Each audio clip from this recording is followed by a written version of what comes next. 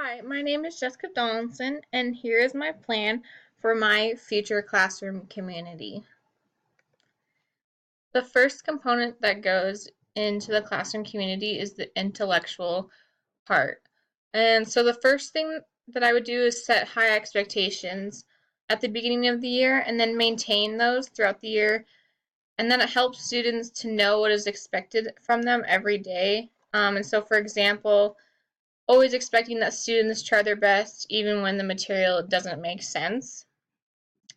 The second would be to have the students create a pledge or a set of classroom rules at the beginning of the year.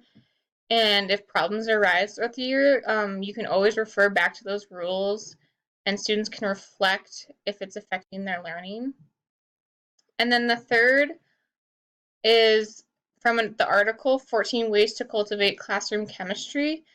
Um, and they state that in their classroom they should notice the curious mantra by saying, "Tell me what your brain is doing right now." And I really like this language of being able to stop and ask the students what's going through their head, especially after learning about a complicated topic that may be confusing for them. And I think it's really powerful because it allows students to express how they're feeling and if they might be frustrated about something that they're learning. The second component is the social aspect of the classroom community. And so the first is to create opportunities for students to work together. I believe that giving students the opportunity to work together allows them to grow socially. Um, and being able to work together helps them to develop those skills that they'll need later in life.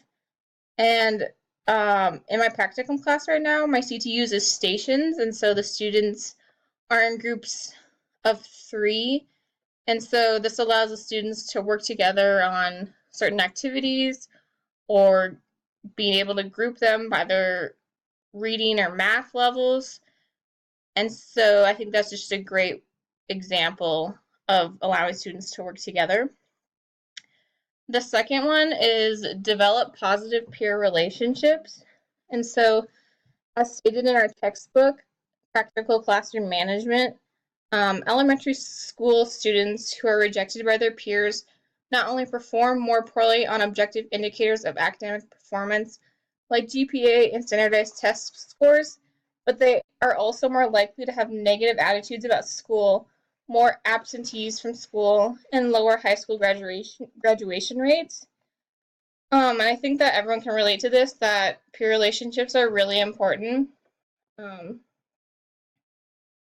and just planning activities that students are able to get to know each other and make connections with each other. And then the third is to connect with families. And so from the article, Building Community in the Classroom, they talked about the importance of connecting with students' families. And then, so a couple ways I plan to connect with my students' families is by sending a letter home at the beginning of the year, just so that the parents can get to know me as a person and what my interests are and my plans for the year. And then throughout the year, I plan to send notes home to the parents about ways their child is being a positive student and if there's any major concerns with behavior if needed. The third aspect of classroom community is the emotional side. Um, and so in our textbook, they have a list of activities to create a positive school climate. And one of the activities is for students at the end of each day to write a positive experience from the day.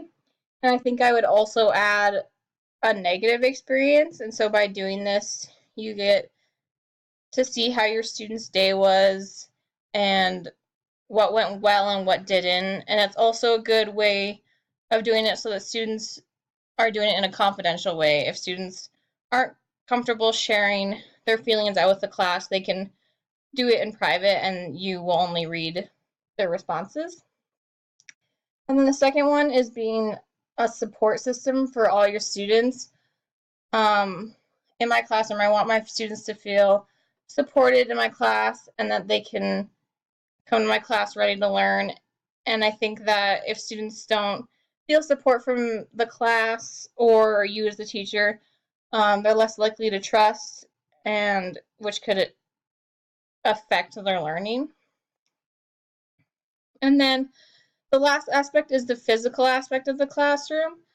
And so the first thing that I would have is lots of flexible seating. I believe that's very valuable, offering students a chance to sit in different areas of the classroom, and not just in a desk and chair all day. For example, like having beanbags or just being able to sit on the floor, sit in the classroom library, just anything different from a desk and a chair. And then the second one is having a clean and clutter-free classroom. I'm a very clean person, and so I want my classroom to be organized and free of clutter.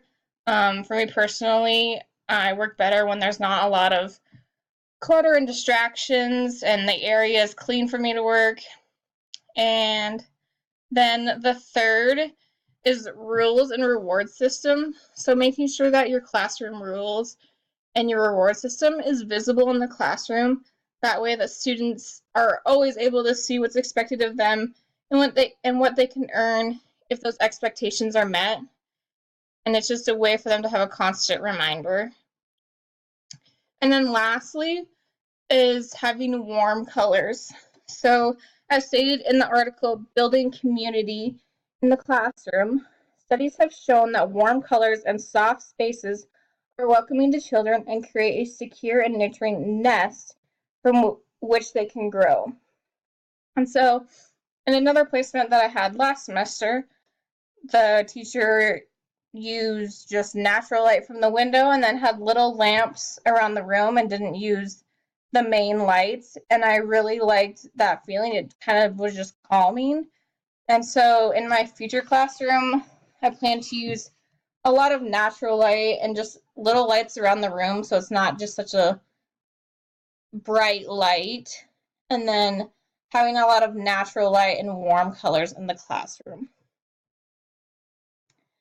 So in conclusion, all of these four components play a key role in creating a positive classroom community. They all connect to each other and affect one another. While these are only a few strategies I will use in my classroom, there are so many more that are valuable to the learning experience.